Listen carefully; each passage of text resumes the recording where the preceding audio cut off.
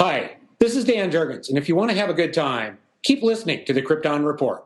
It's a bird. It's a plane. This is Jason J. Lewis, the voice of Superman on Justice League Action. This is Mark Wade, writer of Superman Birthright, and you're listening to The Krypton Report, the All Things Kryptonian podcast, including Superman and Supergirl. We discuss games, movies, cartoons, TV shows, and comics. Find us on Facebook, Instagram, YouTube, and Twitter. 'Twas the night before Thanksgiving, and all through the house, James was up stirring that gravy for tomorrow. It doesn't really rhyme, but, it is the night before Thanksgiving. How you doing, man? Pretty good. You ready? It's a different day at work today.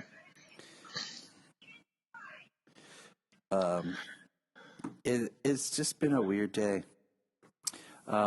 Period. But, tomorrow's Thanksgiving, and we're going to have a really cool post of all the DC content that you can watch.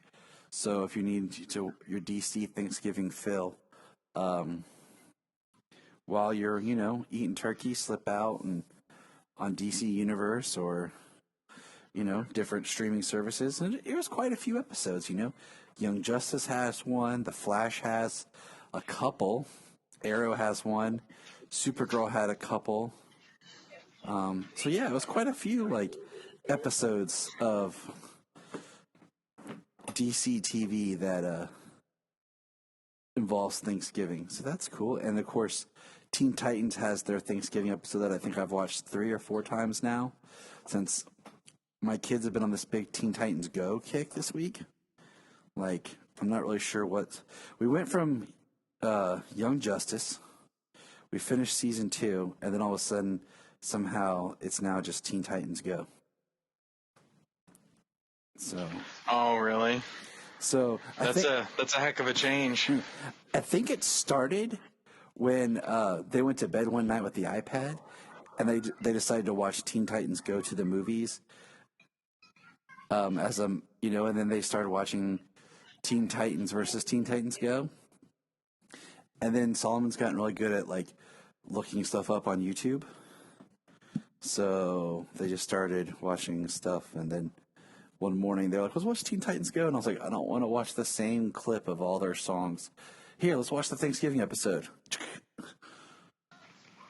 So it's kind of funny when you're you go to McDonald's and you're like, Solomon, you're like, "What do you want, buddy?" And he's like, Bun, ketchup, pickles, cheese, put that patty in between, it's burger. What? It's burger. What? I'm like, so, but yeah, that's been the past couple of days. But let's get into some news. We don't want to bore people. It's, I hope everyone has a happy Thanksgiving. By the time they hear this, I had a happy Thanksgiving. Well, this sucker is dropping. I'm literally going to sign off here and be like, drop. Let's migrate to some DC news. Ready? All right. So we got... That's Wayne's World time travel, man. Diddle-a-doo. We got our casting update for... Is it Hakeem or Hakeem? I had my notes here for... Stargirl. I think they actually called him Jakeem. Okay. I think that's what they said. I think that's what Mike said in Stargirl last season. Yeah, that's what I thought. So he's going to get the Johnny Thunder. So that's cool. That rounds out... He's going to get the pen. That rounds out I think all the new casting pretty much for Stargirl. I feel like Stargirl's... getting more prominent. That's kind of like what I told. Like I said before, Stargirl, Supergirl, and Legends will be like the back wave of DC shows once the other 4 are done. Yeah. Well, Stargirl's got to step up on some of those shows because the majority of the CW shows, they start with just the main character, and if you get other prominent comic book people in it. You're just kind of lucky, or they're guest stars, you know. Mm-hmm. This, you know, Stargirl, they've got everybody in the show is from the comics, you know what I mean? And they're increasing that cast exponentially this season by how many more people, multiple villains and multiple heroes all together, you know. I think Stargirl did a great cast of how they built Team Stargirl because it was rebuilding the Justice Society. Compared to like everyone else is like building a team, like Team Flash, Team Arrow, Team Supergirl. This is where it's like the hero and then maybe a side hero. These are also like prominent heroes of the Justice Society. So I think it gives it a different kind of feel and vibe to how she got her team together. And I'm excited for this show. My buddy Donovan had just started watching it. He's been behind, and he was pretty pumped. He started the first episode today, so I'm looking forward to hearing what he has to say as he watches it. But speaking of teams, James, buddy, Tyler, our dream of having a Justice League on the CW is like over. I know, right? Sadly, it has just been reported that this will be the last season of Black Lightning. And that'll be season 4 will be its final season. And I'm just kind of like, man, like post-crisis, like I thought we would have a way of refreshing stories, refreshing plot, you know, bringing new life. Because, I mean, it was like Crisis and then the last episode or 2 episodes of Black Lightning, so they didn't really get a chance to really, you know, do anything. And, you know, we wanted Static Shock to come onto the series. Guess that's not going to happen because they didn't announce that. But they've been very hush-hush, I will say, about all the series. Stargirl's the only one I feel like has actually had attention. Everything else. I mean, it would be pretty cool if they did introduce Static Shock and created a Static Shock CW show. Now that would fit. You got a teenager, right? That on CW's brand. It almost teenage feels like, hero. I almost feel like that's the backdoor of this pilot they should work on the Painkiller. You know, so I don't know. I just feel like a whole Milestone universe TV series would be awesome. Just like on HBO, like Milestone. You know, you have Static, you have Icon and Rocket. You know, I just feel like that would be a really unique voice to hear in the comics in its own show. So, but yeah, I'm just kind of bummed because I liked Black Lightning. I mean, you know, its season 3 was a little wonky, but I mean, every CW series, their season 3 has been weird. Can you think of any that wasn't weird? Maybe Supergirl's was the least weird. I'd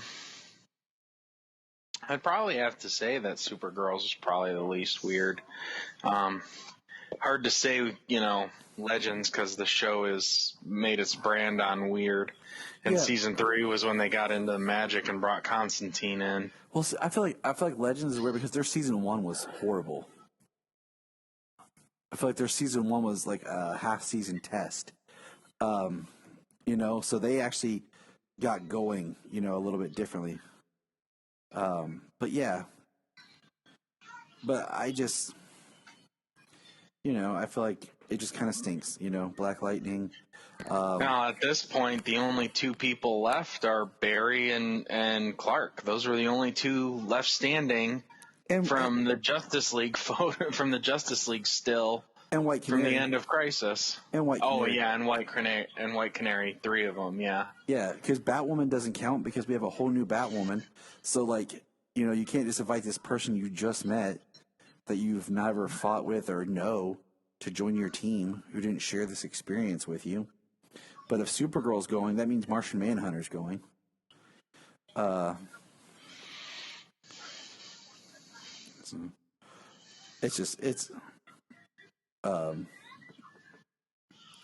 It's just a bummer. Yeah, they kind of introduced this huge thing in this potential future at the end of Crisis, and now the majority of it's gone. Yeah. It's going to be interesting, you know. The only new show we're getting is Superman and Lois. As the others, you know, we lost one, we're losing two more. All right, but let's move on. Let's move on to some good news. We got a picture of Starfire's costume for Titans.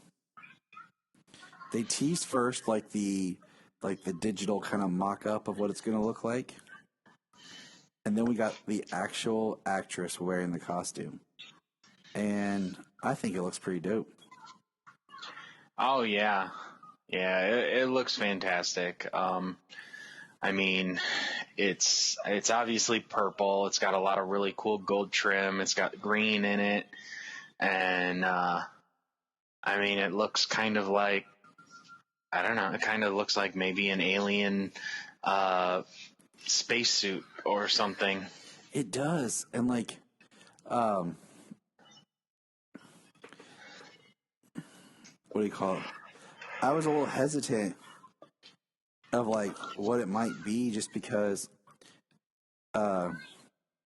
thinking about how Starfire's costumes usually are, or she's drawn, or like even in the video games, like it's more like a glorified bathing suit. Right. You know, like, well, you know what they've said in the past is Tamaranians they didn't really wear clothes.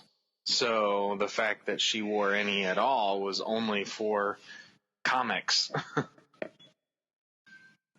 mean, that's why I like Starfire. Because she wears almost nothing? Yeah. Yeah. That's why I love the not Justice League, the Titans movie, where it shows how Starfire first showed up, and she kisses Robin, and that's how she learns her language and everything, and all the Titans are all there, and they're like, Right. But I like how, like, on there, they always draw her just a little bit taller. Yeah, I like that. So, yeah, but she looked really good, and they did the story well. So I'm excited. I think it looks good. We haven't got an official Starfire costume. We've kind of like teased with it, and I feel like this is even just a behind the scenes photo. Like, it's not a camera ready or filming photo.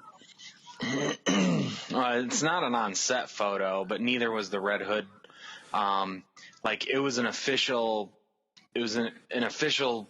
photograph, an official costume release photograph is all it was. Yeah. And not even done with all the background crap that the CW has always done for theirs. But I mean, think about, like we've talked about before, like it's like a high quality camera test, like a photo reveal.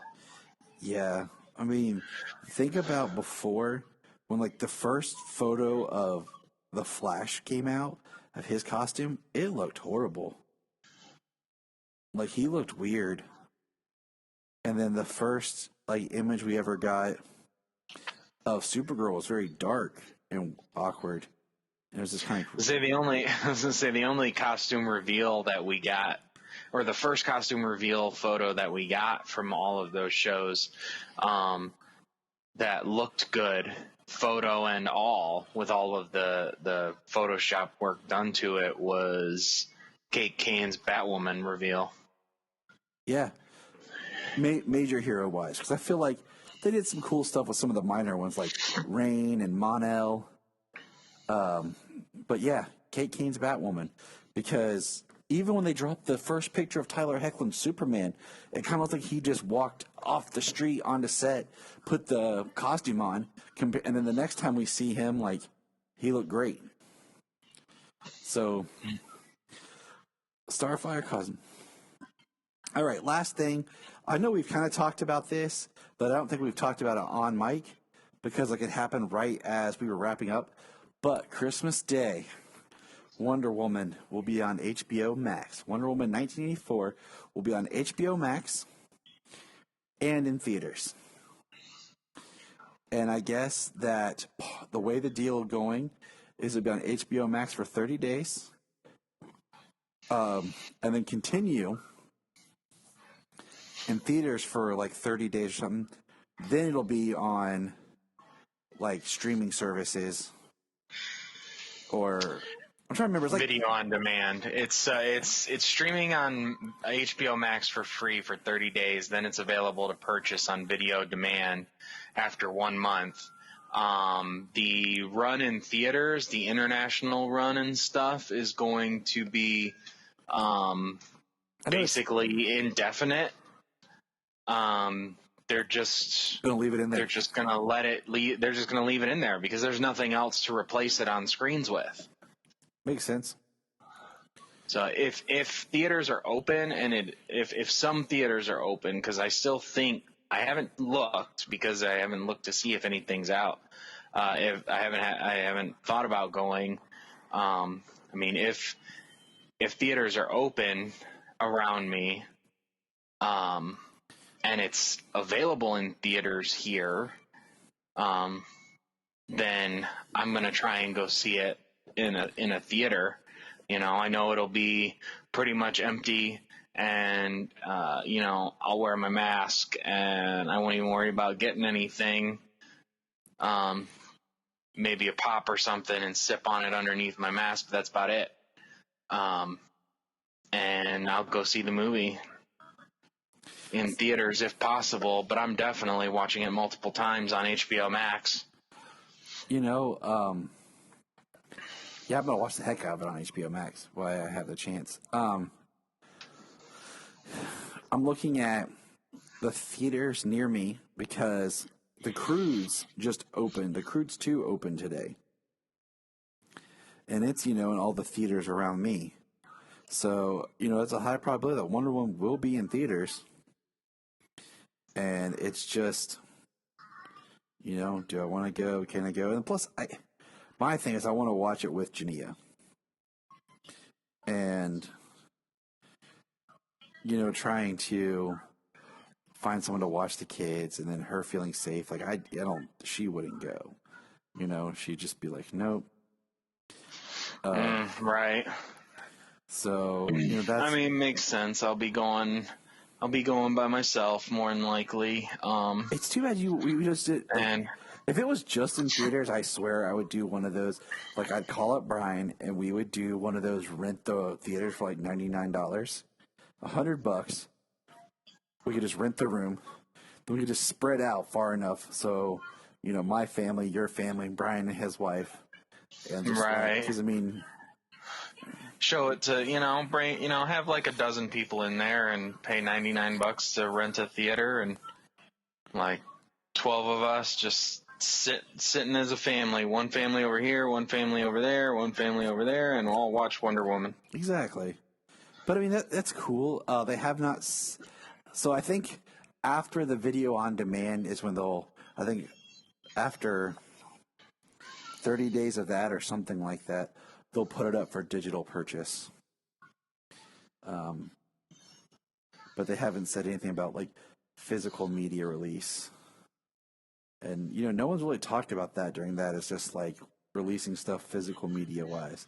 It's all just been for digital purchase. And yeah, I have a feeling though, with the way that the slate is and theatrical releases are right now, and that there's not much out there to fill up screens, that even if this movie is released in 3 or 4 months on physical media, it's still going to be in theaters. Well, just looking right now, New Mutants is still in theaters, and I just watched that because I got a free Redbox rental.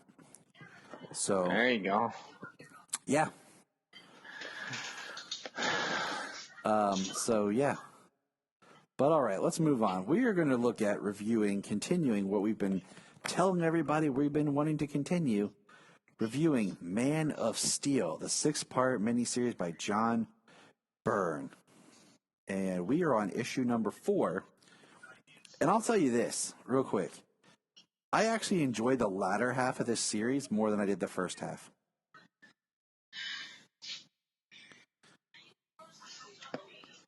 Did you?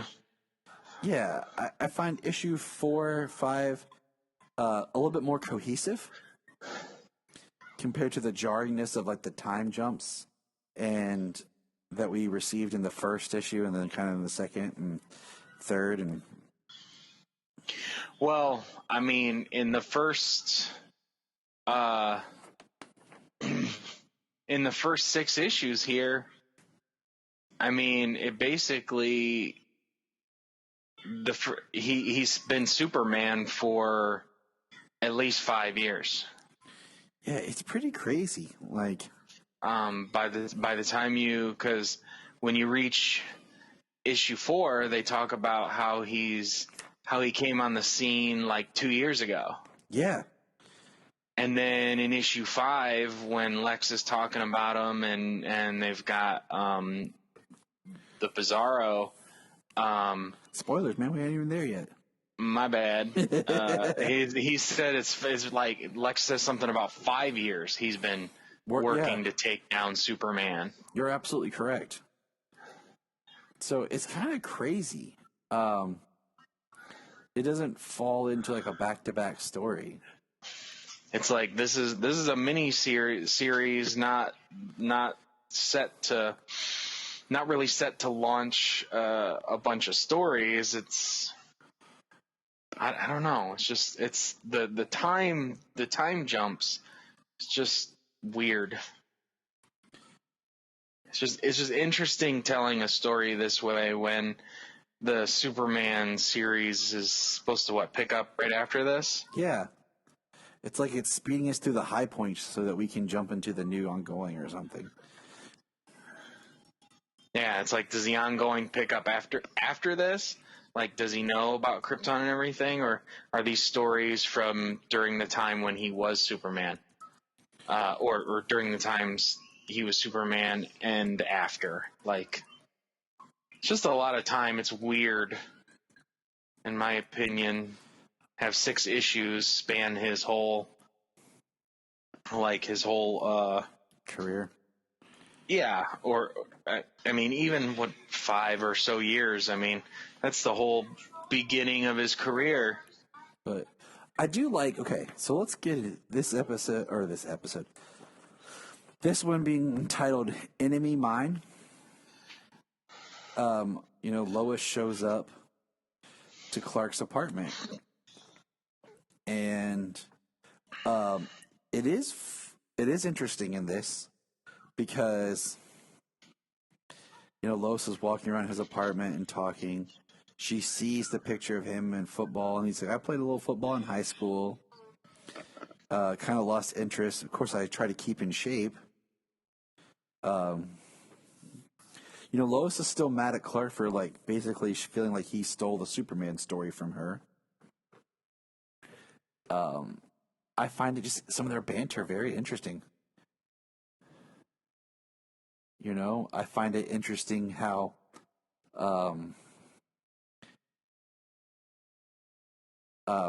she finds him interesting, but yet is still kind of mad at him. He has an allure to him that she finds. So it's interesting to me. I think it's interesting here is the first time we get the Clark shaving. Remember the big Man of Steel campaign about how does he shave? Yeah. Do you remember? Or they would have people talk and they would try to give like Kevin Smith was one and Mayim Bialik was one about how does he shave? Because Gillette was sponsoring Man of Steel. Oh, okay, yeah. And because he has a beard in Man of Steel. Right. So I remember that, yeah. Everyone's like, how does he shave? How does he shave? If you ever watched the cartoons or Lois and Clark, you would have seen. Yeah. But I always just thought it was funny because I'm like, okay. I've never put that much thought into it. It's got to be the worst smelling shave ever, though. Yes, because Just reek of burnt hair. well, I find it hilarious because he goes in, he's like, "Oh, I'll turn on my electric shaver so Lois thinks I'm shaving." I shave with a razor, not a straight razor, but just like a Dollar Shave Club, like the nice blade razor when I do shave. Yeah. Right now I'm in my winter months, I'm growing the winter beard, but that doesn't make sound, but yet he does. And I find it so like the comic book exposition I find hilarious.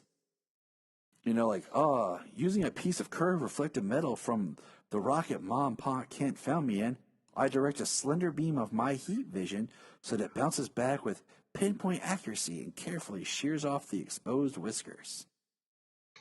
It's ridiculous. I was like, isn't that what the medium of comic books is? You have the pictures to tell you that part of the story as well. Like, you don't need the all of the dialogue, all of the inner thought bubbles I mean, to explain what's going on. That's what I thought. Maybe someone screwed up and like didn't realize were just notes for like the artist, and they put it in there when they were setting it up. But I don't know. Do you know? Yeah, I don't know. I was like, and I've thought that about older comics too, when they go into this written detail and stuff. And I mean, a lot of this stuff has come to the point now these days we know this stuff, and then the story, the dialogue and the pictures tell us that without the explanation, because we've had the explanation before. You know what I'm saying? I just think it's hilarious. It cracks me up. I thought of you on this next panel, like as soon as I saw it, because Clark walks out. Lois curling a dumbbell. Yep, I'm like, that's Jamie's Lois. That's the Lois of Red. Like, that's his woman right there. Like, and she even riffs on Clark about how light the weight is, and he says, "Oops, I hadn't thought of that. I've gone to great length to provide explanations of how Clark Kent can have a build almost as good as Superman." And I'm just like, yeah, but with my super strength, it's hard for me to be sure of the weight of something as small as a dumbbell. Which is cool. So they get a helicopter on the roof, taking them to meet Lex. I like this red-headed, little rotund Lex Luthor, smoking a cigar, hitting on Lois like a dirty old man. He must be a dirty old man if he's got 7 or 8 ex-wives. Right. I thought that was interesting. Lex is throwing some shade at Lois, finds out her dress was a gift to her, not just a loaner for the night. And I love how Lois is so strong. She's like, "Clark, give me your jacket." And he hands her his jacket, and she takes the dress off and leaves it. And it's just wearing Clark's jacket. And be as wide as you know how. And eyes front, mister. It was funny. I like fiery Lois. I like this Lois. And she says, "If I suggest, Lex, if you want to spend your money on someone, I suggest a good barber." Yeah, that was funny. Clark says that closing shot was kind of a low blow, don't you think? And then what do you know it, James? But hijackers. And Clark has to throw some shade at him. So couldn't have seen that coming. I like Lois's comment of, "How did he get in front of me? I've never seen anyone move so fast." And they knock Clark out and throw him overboard. All right. And of course, Clark, changes into Superman, lifts it up, flies the ship to Luthor's private area. Frankly, private island. He puts it in the harbor. Frankly, James, I would have put it on land just to make him mad. Right. So someone has to come and help dig it out. But he drops it in the land. They go to shoot Lois. Superman shows up. And then I really like this shot here. Superman says, and now, crunk, runk, crunk, crunk, crunk. He's breaking the guy's gun in his hand. He said, I'd think about letting go if I were you. Because the guy's still holding the handle as Superman's crushing it. Yeah. Yeah, I thought that was pretty cool. Like, as he's crushing it, the magazine falls out because he breaks the gun.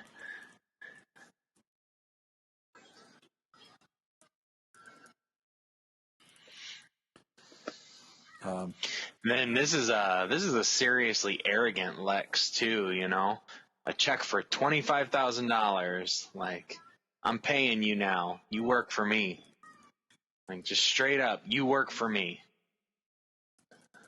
Yeah, 25 grand right here. It's a retainer. I'd be like, 25 grand? Add another zero. And then he's like, you know, everyone who's anyone in Metropolis works for me. You're far too valuable of a resource to have undirected. I can't.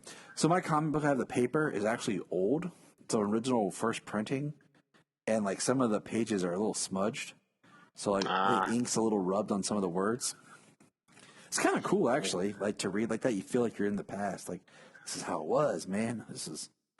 And then we see the mayor's there. And you find out Lex allowed it to happen. It was like a coup type to, you know, knowing Superman would show up. Lex wanted to see what he would do. He doesn't believe rumors. And then Superman's like, you risk the lives of people, see what I could do. And then Lois is like, you killed Clark. And he's like, no, Lois. As a matter of fact, I took care of Kent. He's quite safe. That's funny. I like here, though, the mayor's not playing with Lex. He straight charges him with reckless endangerment and tells Superman to arrest him. He says, that doesn't go well. I love this line. Does not go over well with Lex. Hold on, what is it? As mayor of this city, I hereby appoint you a special deputy, Superman. I want you to arrest this man. Lex is saying some BS. No, you're not, Lex. Not anymore. Superman, do your duty. Well, the mayor straight told him that he's not the most powerful person in Metropolis anymore. Lex can't stand that thought.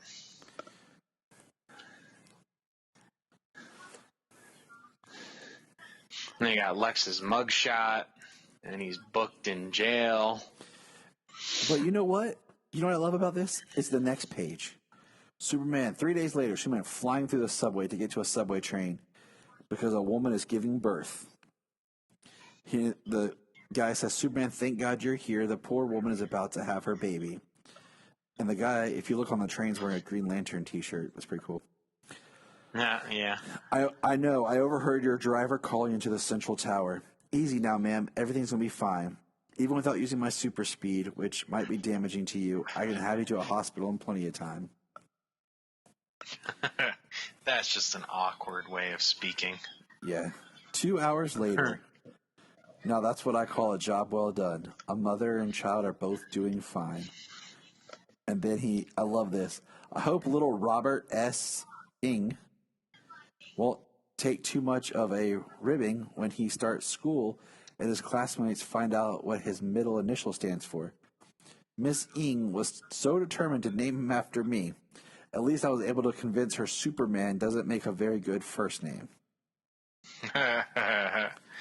Robert Superman Ing. That's a dope name. Right. And then somebody takes a picture of Superman, and he says, I was just photographed. I know I can almost feel it. And then Lex is there. And Lex says, this is one of those times I'm like, he straight out threatened him. Like, you could have him rearrested for this. he says, I have a message for you. Basically, blah, blah, blah, blah. Remember, Superman, you're a dead man. It's just a question of how soon. So Lex just openly threatens Superman.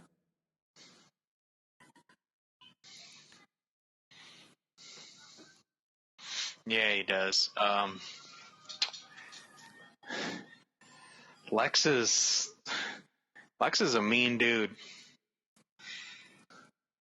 Like in the Man of Steel, like he's just arrogant above all. He's mean. He doesn't care about people. He wants what he wants, and he tries to take what he wants. Yeah, no one knows when to stop him. So that was number 4. I enjoyed, like I said, that issue much more than previous.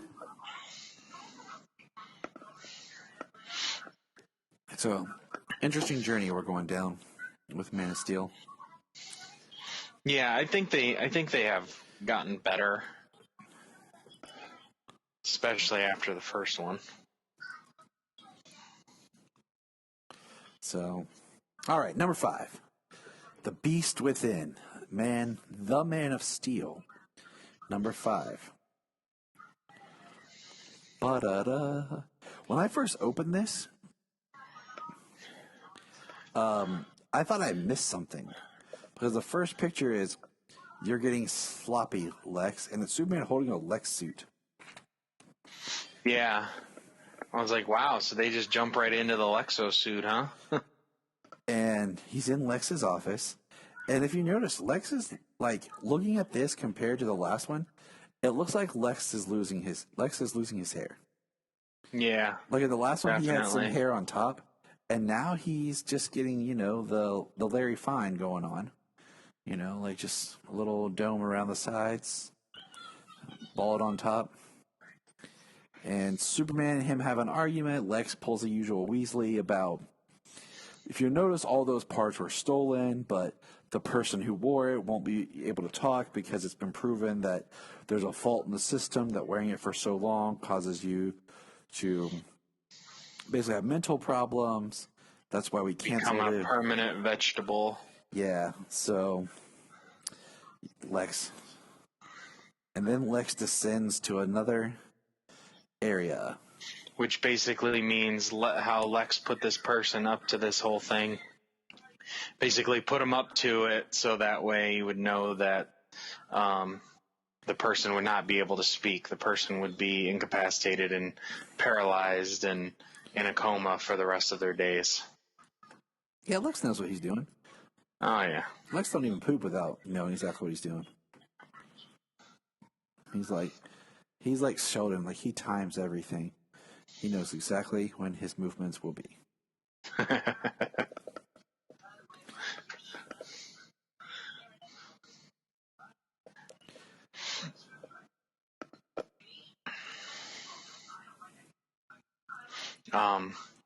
It's interesting though here, like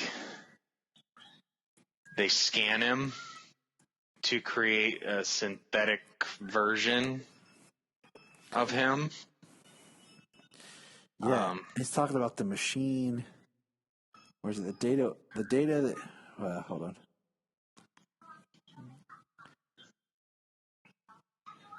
Then why do you?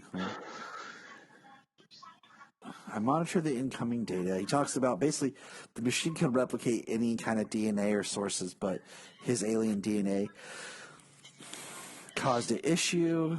Lex is like, he's perfect. He's perfect. I just keep hearing Eartha Kitt in my head.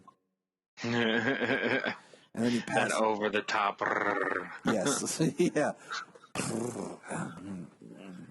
The forgotten Catwoman.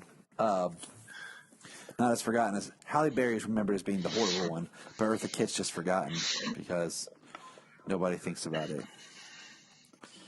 And then he falls over. And he says, the doctor says, Superman is an unknown form of life. The Matrix is rejecting the alien DNA. So let's pause real quick here. What are your thoughts and feelings on Bizarro? I don't think we've ever really talked too much about. I think we've touched on it, but I don't know if we've ever dug deep about Bizarro. So, I mean, the most common Bizarro I'm familiar with is a failed clone. I'm less familiar with the Bizarro from Bizarro World. The whole backwards planet and everything. God, that is the most hard comic book stuff to read in the entire world. It is. It really is. It takes forever because you got to read it and then you got to think about it backwards. What they're not saying, that it means the opposite, and then even the pictures, the characters, how they're drawn differently. Like a Bizarro Flash is fat and slow. See, that's my quick thing is I don't like Bizarro World. I don't like that everyone has a Bizarro, that you have Bat Zorro. I don't. I like the idea of Bizarro as being the failed clone of Superman. Yeah, I mean, it doesn't seem like it would work even in a multiverse. It would just be so chaotic, and once you got these super beings, they would destroy the world.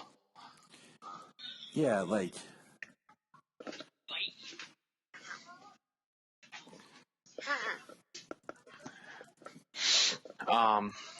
So like I said, the most familiar Bizarro the Bizarro I'm most familiar with is the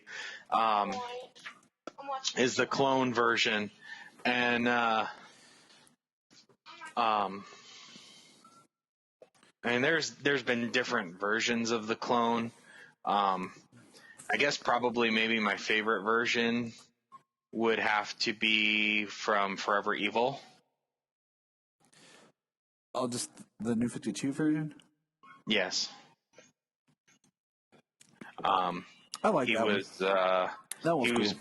B0, and he worked with Lex, and he was more infantile, not just. Yeah, that's why he had the backwards was and he put the shirt on inside out or whatever, and it was a white shirt, so that's why you had the reverse S.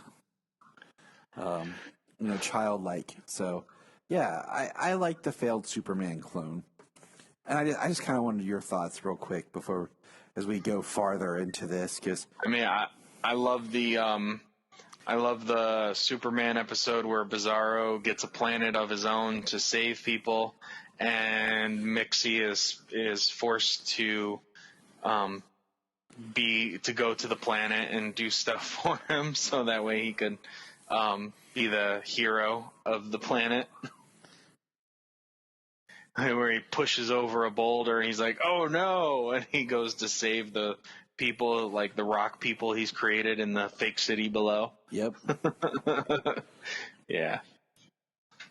So we get a new character, one that I'm hoping to see return to the small screen. But we're back in Metropolis, and we have Lucy Lane, kid sister of Lois Lane, and Lois is sporting a little bit more of a new do, and it looks a little bit more relaxed compared to it was more felt uptight in the last one. But I noticed those things, hanging out with my wife. What a good man, noticing your wife's haircut. Oh, dude, Judy has changed her hair so many colors this year. Her hair is purple right now. Every time my dad sees her, it's oh my gosh, something's different with your hair. It shows one, my parents don't see my wife that often.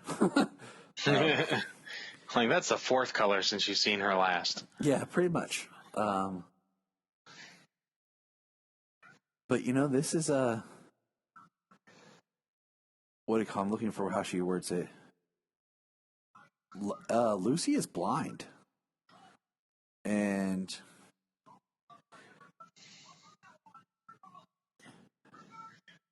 it's very interesting that she's she's wearing these sunglasses and she's arguing with Lois about being blind and how she feels now, and Lois is saying she could call in sick, and she says, "Look, I'll be fine and like the last shot is just her crying. And that was a very strong like introduction to this character, and it makes me wonder, like, are there stories going on in between these issues? Like, what's the significance of each issue? Just a major like event, you know? Right. Yeah, I'm not sure. Maybe we can get Phil on our last episode to talk about Man of Steel, and he can tell us about the history, everything. He can tell me about, the day he woke up and it was first printed, and like how he went down to the store and picked it up, and all was right in the world. Right. So we cut to Superman helping an ambulance. Ambulance stuck in, like, looks like got a flat. Superman just picks it up, flies it. It's I almost said it's shot really well, but it's done really well with the way that it's kind of keeping, we're seeing Superman's boot, him from a distance, nothing up.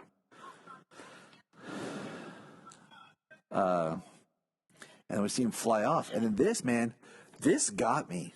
This last panel right here of Lucy, this made me stop and like, wait, did I just read what I think I read?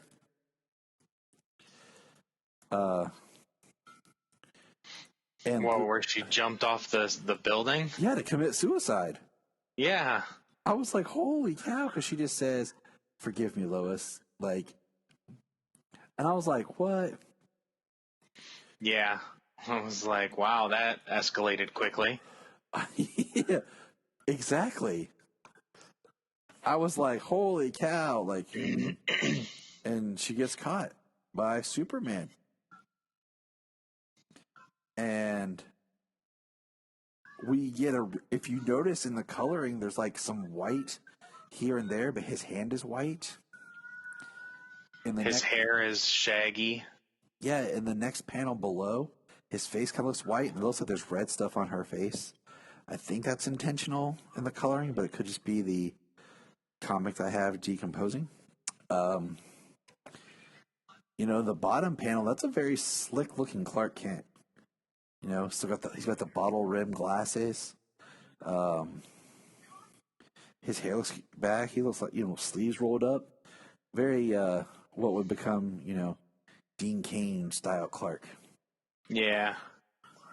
Our first post Man of Steel live action Superman, as we've talked about before. But Clark being suave, man. I like my Clark being cool, but I don't know. He can't be too suave. Can't be too cool, Like, I mean, he's got to be like a normal guy, I mean, not awkward, but also not like your standout cool guy. He's got to be quick. It's already hard to not stand out being as tall and as jacked as he is all the time. He's got to be quick as a joke and to light up a smoke. You know what I'm saying?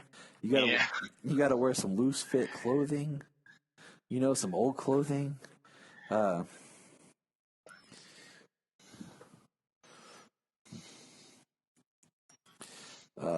And then we see Clark Kent. And we turn around and real Clark, has turned to Superman and is approaching Clark Kent. He turns around and it's straight on Bizarro Clark Kent. Like, hair is shaggy, he's all white. And it's funny, like his Superman cape is hanging out of the coat, and as we go down and see the shirt, the jacket is open, and it's just a jacket and pants over the Superman suit. And what I find interesting is they just copied his DNA, not his memories or personality. So how would the clone know that he's Clark Kent? Well, interestingly enough, I just watched the Connor episode of Titans last night. Which is an amazing episode. I just rewatched Titans Season 2 myself. And they talk about what does she call it? Basically, like, the memories are stored at a genetic level. I love and that. some things like that are passed on.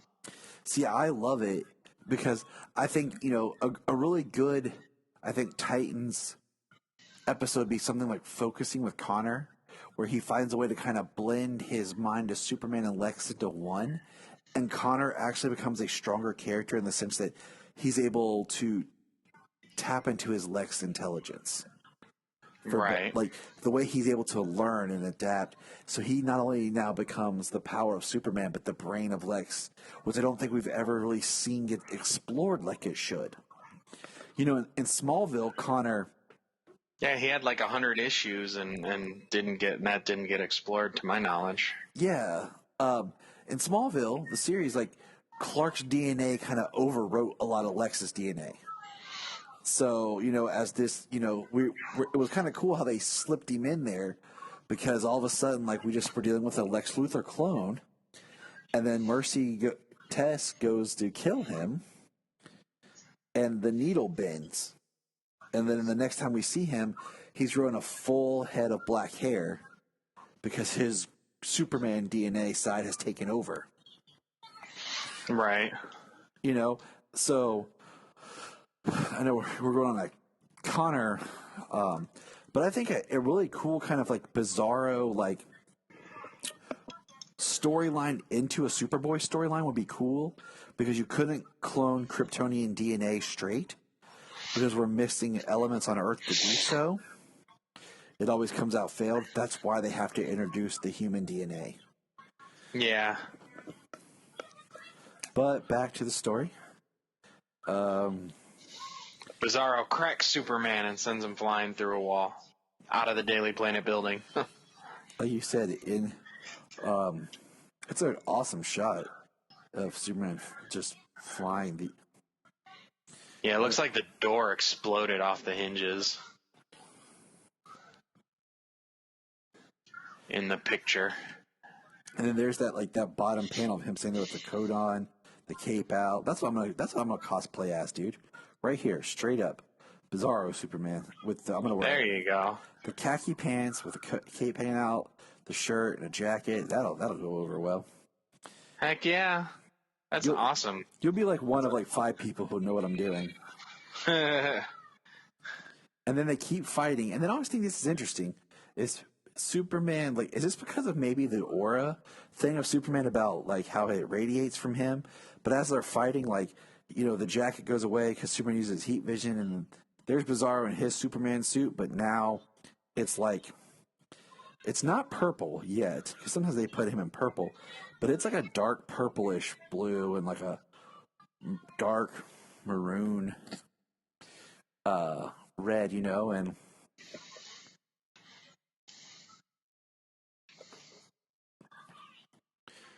Those are not yours. They don't work anymore. Those are not yours. it looks cool, but it's like why how did his suit change?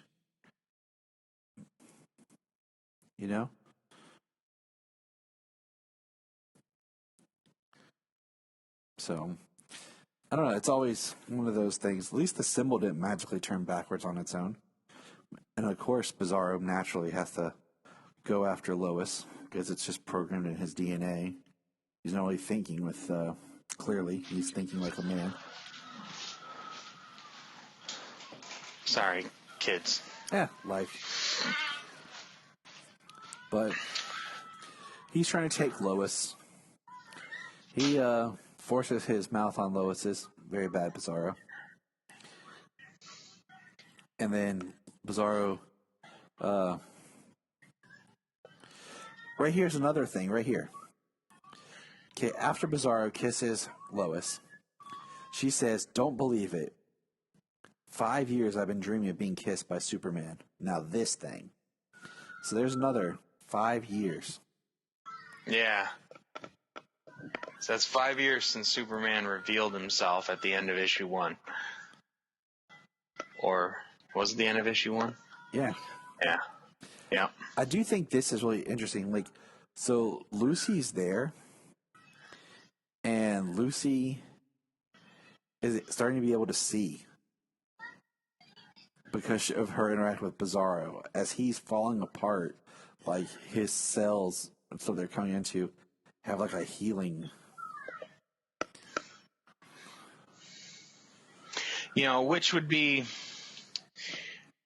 Which in my opinion would probably work better if he was like a clone, but it's not quite a clone.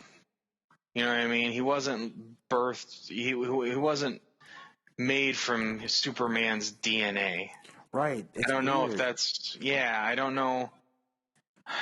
I don't know if this was what the ideas about cloning were at this time. Right. But just having a physical scan, a cellular scan, doesn't make it a clone, at least to what we know. So like the cells aren't because they even Kryptonian in nature.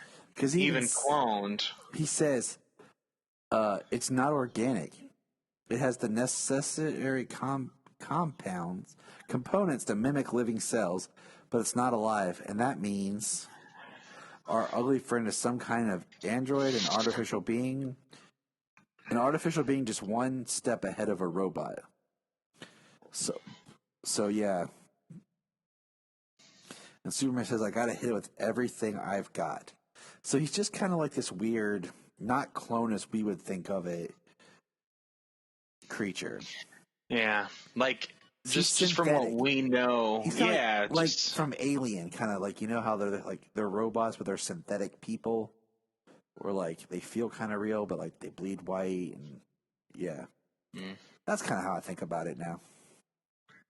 Yeah, I mean, it's not the clone with what we think. Like, if this was generated, like if this was grown Kryptonian cells, like from our knowledge of all the different things, like especially Smallville, Clark's cells have an incredible regenerative property, and you would think like cloned Kryptonian cells, as they broke down like this, could like heal her eyes. Mm-hmm. But like we said, it's not organic. It's not his cells.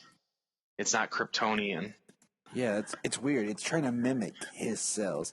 It's very interesting. Superman flies into it. Bizarro blows up, and Lucy can see as Bizarro's ash rolls down.